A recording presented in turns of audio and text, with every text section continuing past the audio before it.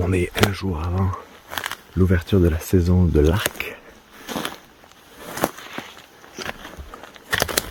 Et je suis en petite matinée de reconnaissance dans le bois des hauteurs de l'Okanagan. J'ai jamais fait autant de bushwhacking, on appelle ça en anglais. C'est quand on va vraiment dans le bois, hors des sentiers. Faut pas avoir peur de se perdre, c'est pour ça que vous m'avez vu faire beaucoup de randonnées et beaucoup d'exploration ces dernières années. Et ce matin, en fait, je laisse Léo faire la reconnaissance pour moi, parce que Léo, il a un meilleur nez que moi. Et on va voir si on peut trouver des traces un peu fraîches de cerf. Et cette année, je vais chercher 2 types d'animaux, ou peut-être 3, mais principalement le cerf de Virginie et le cerf mulet. Et c'est la première année en fait que je fais ça. Et ça fait des années que je me prépare pour ça. Et finalement, tout s'est aligné. Et donc, c'est assez spécial aujourd'hui. Et regardez ça. Et qu'en allant dans le bois, hors des sentiers, qu'on peut trouver ça. Des framboises sauvages. Oh my god, trop bon. Elles sont un peu sèches, on est fin août là, donc c'est un peu la fin de la saison. Je suis à un super beau site de camping, bord d'un lac, c'est magique. Il y a de très belles conditions, il fait très frais la soirée et assez chaud la journée, donc c'est pas l'idéal pour les animaux en fait. C'est très difficile de voir des cerfs aussitôt dans la saison et quand il fait encore chaud. Mais on y va quand même. Et pour moi, cette expérience-là, c'est aussi l'expérience du bois. C'est aussi l'expérience de... Bon là, on est dans une parcelle de recoupe, mais c'est aussi l'expérience de la forêt hors des sentiers. J'ai envie de prendre plus de framboises.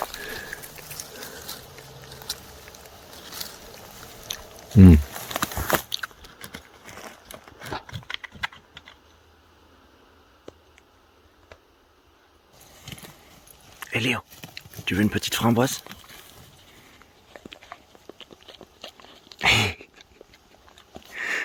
Et c'est ça que j'aime avec la chasse ou n'importe quelle activité.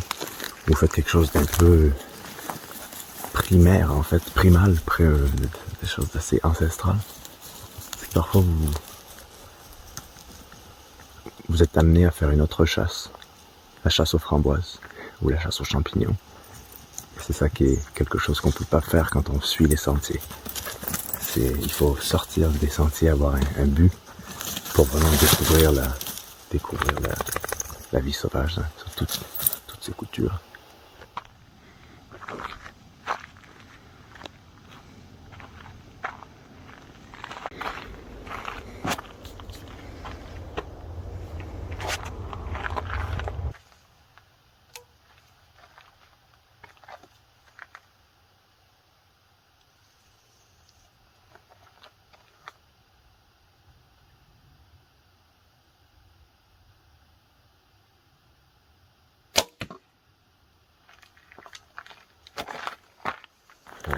On est maintenant en soirée. Ce soir, j'arrange mon arc pour qu'il soit le plus précis possible. Quand on chasse avec un arc, il faut des pointes de chasse. Et ça prend un peu plus de précision et un peu plus d'application pour lancer ses flèches. Moi, ce que j'utilise, c'est des flèches mécaniques. Et ces flèches mécaniques, elles se déploient lors de la percussion. Dans quelques heures, le soleil va un peu tomber, donc je vais pouvoir aller un peu re-explorer, sans Léo cette fois, les environs. Et ça, c'est un des spots que je voulais venir checker, parce que, eh bien, comme vous voyez, la réalité de la forêt au Canada, c'est qu'il y a beaucoup de nouvelles forêts qui ont été replantées, donc c'est que du pin, malheureusement. Là, on voit quelques trembles, quelques peupliers, mais la plupart, c'est du pin, du sapin. Et donc c'est pas l'habitat le plus facile pour les cerfs, mais le cerf ça se trouve de partout. Donc on va faire ce qu'on appelle en anglais du still hunting, c'est-à-dire de la chasse randonnée si on veut. Alors pour moi cette année je m'attends pas nécessairement à voir quoi que ce soit parce qu'en termes de récolte, parce que eh bien c'est la chasse à l'arc, c'est extrêmement difficile, mais par contre c'est quelque chose de beaucoup plus silencieux, beaucoup plus qui est très reposant aussi. Et il y a des saisons spécifiques à l'arc qui permettent d'être dans le bois sans qu'il y ait d'autres chasseurs au fusil.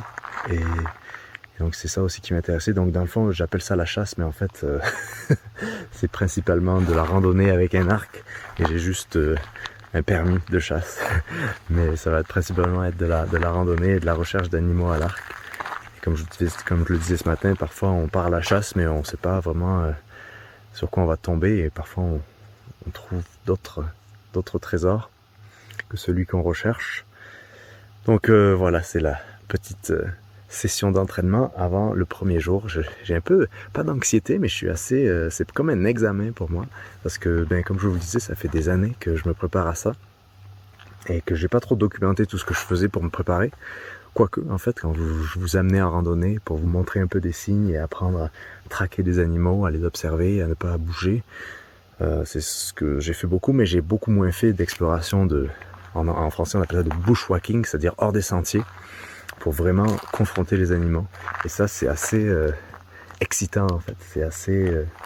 ici, on est en territoire d'ours et de plein d'autres choses, et c'est quelque chose d'assez excitant de faire partie de ces animaux d'une manière un peu active. Que je comprends que certaines personnes ont un problème avec ce genre d'activité. Moi, pour moi, c'est comme mes jardins potagers et mes récoltes de choses sauvages. Eh bien, c'est pour se nourrir principalement, et pour aussi faire partie de cette nature-là. Mais d'abord, c'est pour se nourrir en fait. Et c'est presque une question de survie en fait à mes yeux. D'ailleurs, parlant de chasse, voilà encore des framboises des bois. C'est toujours bien d'avoir un petit snack gratuit dans la forêt. J'aime beaucoup ça. Demain matin, ça va être réveil à 3h ou 4h peut-être, et la chasse ouvre 1 heure avant le lever du soleil. Donc on va aller dans le bois. Je pense que c'est la première fois de ma vie que je fais ça, d'aller dans le bois à 3-4 heures du matin, en rando. Et j'ai le petit campement où je suis. C'est un campement qui est à quelques pas en fait des sentiers de terre de la couronne, de terre publique où je chasse. Pour le cerf de Virginie, il y a une saison ouverte qui est à tous les mâles, et pour le cerf mulet, ce sont des mâles à 4 pointes de chaque côté. Donc ça c'est un peu plus difficile, je pense, de voir ces spécimens-là, et j'ai beaucoup encore à apprendre, et je pensais bien qu'en fait je vous documenterai tout cela ici, vu que c'est le principe de ce que je fais, c'est de documenter un peu ces expériences-là.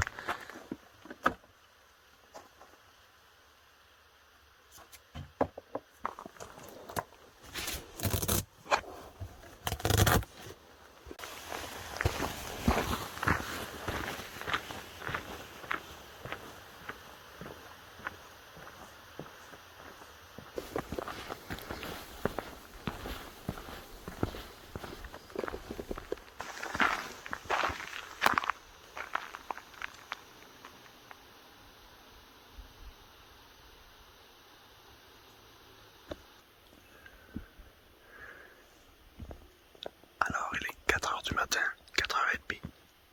Il fait un peu trop chaud déjà.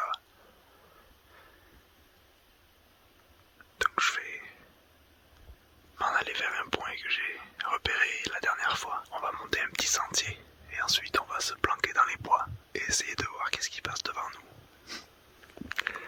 Est-ce que j'ai des cernes? Je me suis couché à 00h30.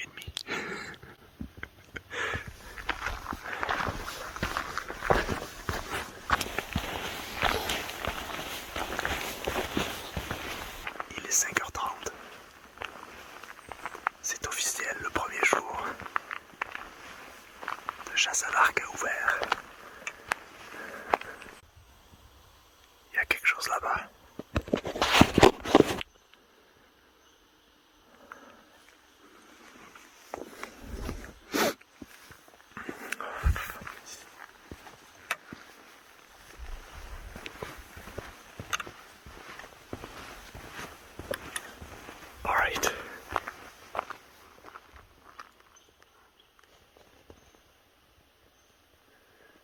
j'ai surpris une bête, un petit cerf. Mais ce qui est drôle, c'est que après l'avoir surpris, il a fait un son de grand cerf qui tousse pour vous faire peur. Il fait oh oh comme un chien en fait. Il aboie comme un chien. Il a aboyé quelques fois. J'ai jamais entendu ça de ma vie. Si vous ne le saviez pas, je pense que vous pourriez croire que c'est un gros animal sauvage, beaucoup plus dangereux. C'est ça aussi d'être dans le bois la nuit ou à la montée du jour. C'est que vous voyez des choses que quand vous allez en journée en randonnée, vous voyez pas. Il y a une partie de vous qui est aussi un peu apeurée, je dois vous l'avouer, quand vous êtes tout seul en forêt, au milieu de nulle part, avec les moustiques.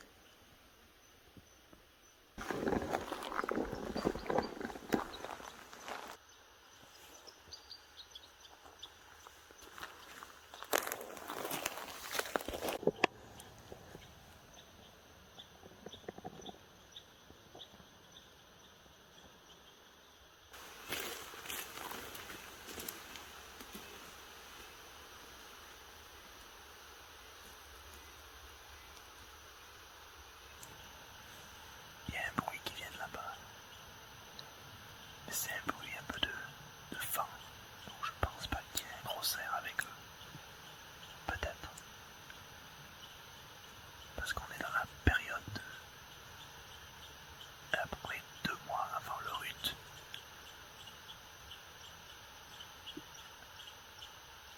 Donc c'est une chasse différente. C'est plus difficile d'appeler les animaux. Cette chasse, c'est plus les trouver. J'ai pas vu beaucoup de signes.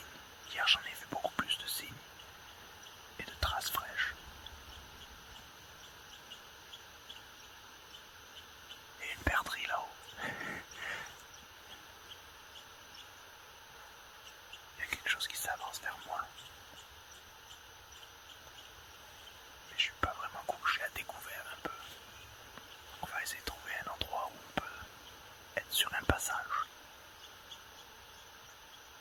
Vous entendez? Oui.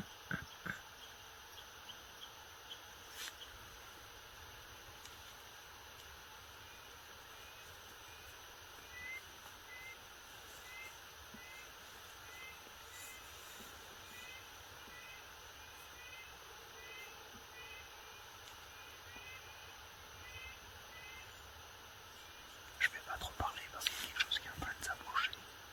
Je sais pas c'est quoi.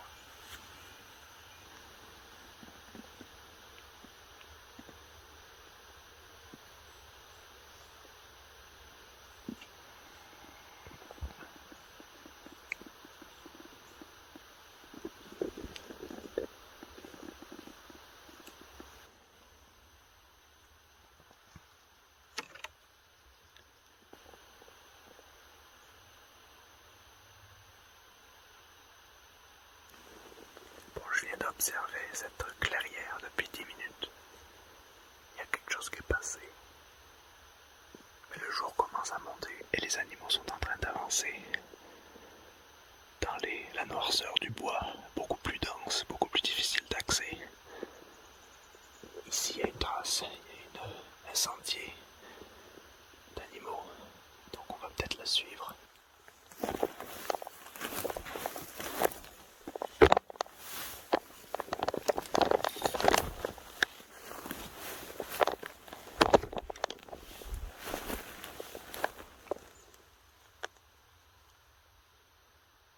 Ça, c'est un vieux caca d'ours.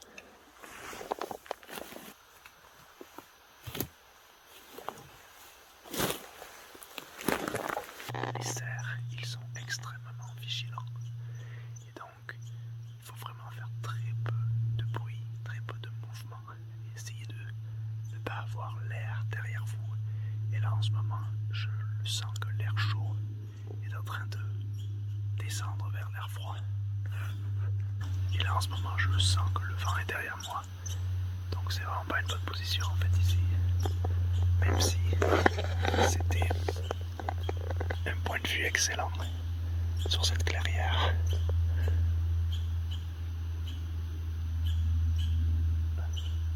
Il s'en donne à cœur joie, annonce à la forêt qu'il y a un chasseur dans le bois. Donc ça prend pas mal d'expérience avant d'arriver à un point où vous pouvez vraiment vous fondre dans cette nature-là et arriver à penser comme elle.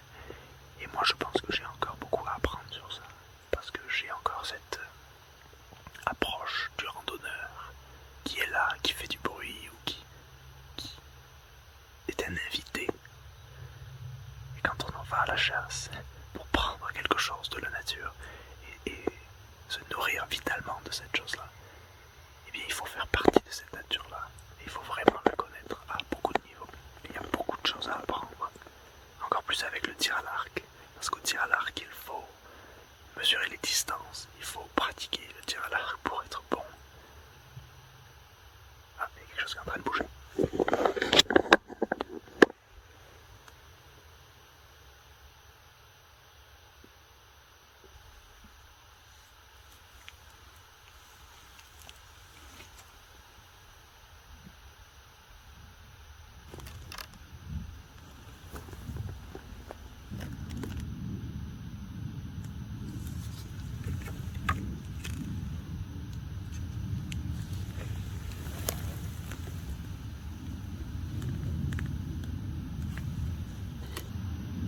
C'est quelque chose de gros.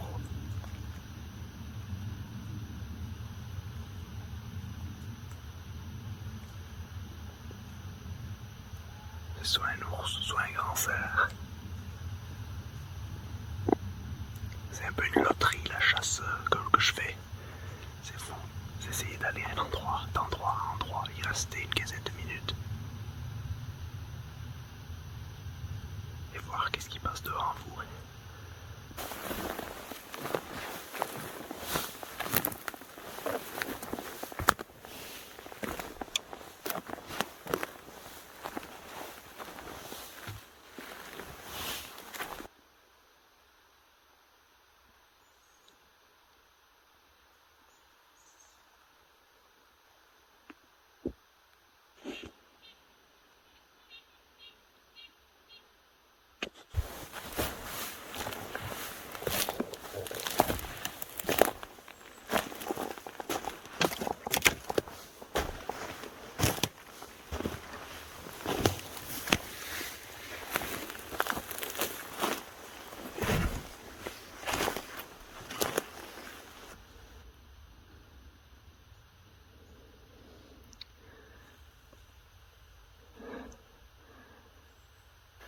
Je pensais qu'on ferait une petite pause à côté d'un lac.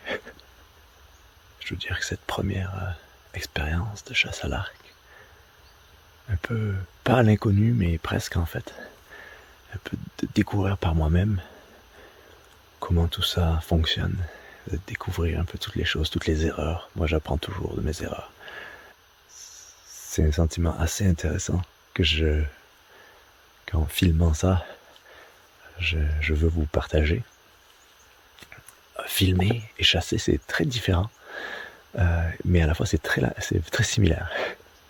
Parce que filmer, c'est chasser des images. Et d'une certaine manière, filmer et chasser, je pensais pas que ce serait aussi difficile. Parce qu'en fait, chasser, peut-être certaines personnes pensent que c'est un sport, un loisir ou quoi. Mais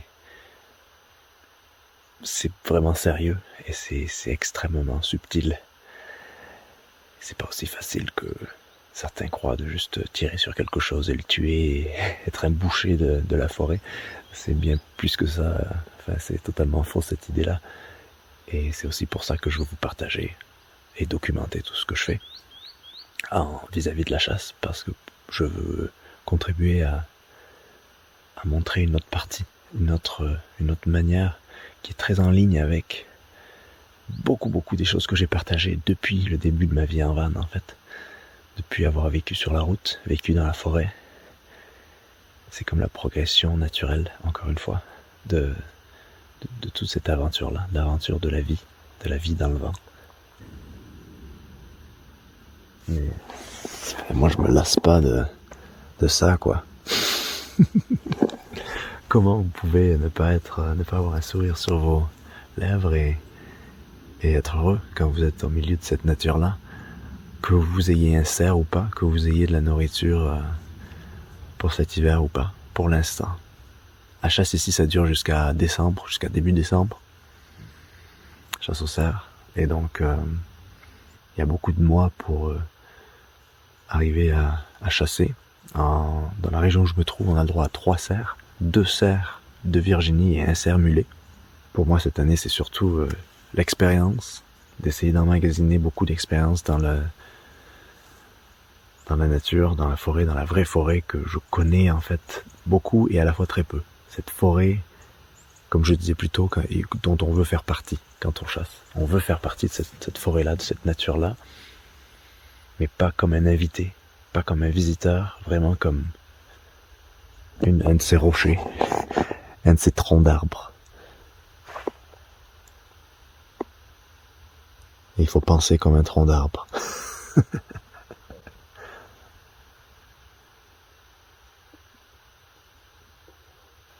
C'est un bonheur de se réveiller tôt dans ces forêts.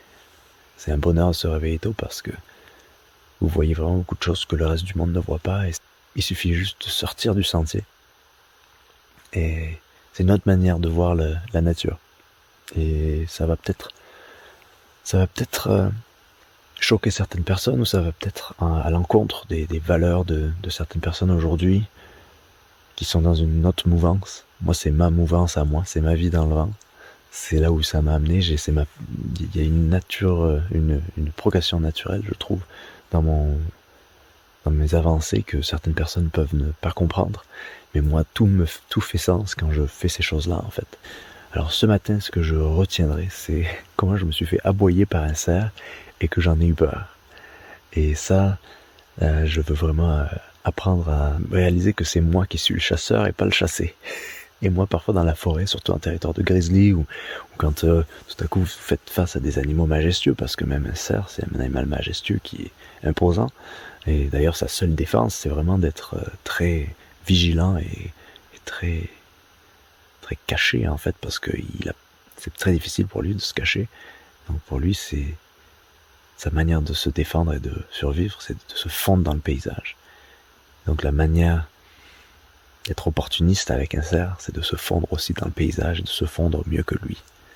C'est pour ça moi j'ai un bandana, mais vous voulez vraiment masquer votre visage, masquer votre odeur. Moi j'ai beaucoup d'odeurs sur moi, des odeurs de liquide, de machine à laver, des odeurs de... Je sais pas ce que j'ai dans mon sac, de choses. Et donc ça, c'est une autre chose à vraiment travailler, à essayer d'être le plus discret possible à tous les niveaux. Mais qu'est-ce que je disais? Oui, il y a dans ces animaux quelque chose d'assez imposant. Et donc ouais, ce matin, je me suis fait aboyer par un cerf. Et j'ai reculé. Et c'était pas un gros cerf, hein. Mais donc ça veut dire qu'un gros cerf, s'il vous aboie ou s'il fait du bruit, il faut d'une certaine manière ne pas flancher, ne pas flincher, surtout quand vous êtes en position d'être prêt, et ne pas bouger. C'est très différent que d'être au centre de tir, où vous tirez sur des cibles, et d'une certaine manière tirer sur des cibles, ça vous apprend à tirer, mais ça vous apprend pas à chasser. C'est pour ça qu'il faut sortir dans le bois. Il y a un écureuil et un chipmunk qui se battent.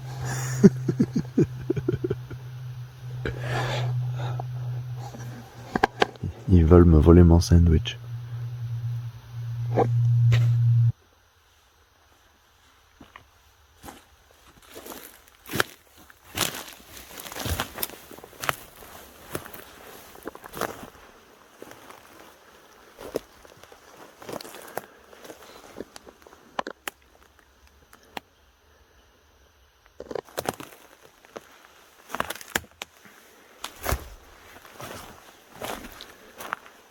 Bon, le jour s'est levé. Je pense que je vais rester une petite heure encore à explorer les bois. Puis après, je pense qu'on va retourner au campement. Parce que la chaleur va monter assez vite aujourd'hui. Ça a l'air qu'il va faire un très beau jour, une très belle journée pour aller se baigner dans le lac. Donc voilà, le premier jour de chasse à l'arc en Colombie-Britannique. Ça me fait très plaisir de partager ça avec vous. C'est un peu comme une partie de l'aventure de ma vie en van d'il y a 6 ans qui commençait.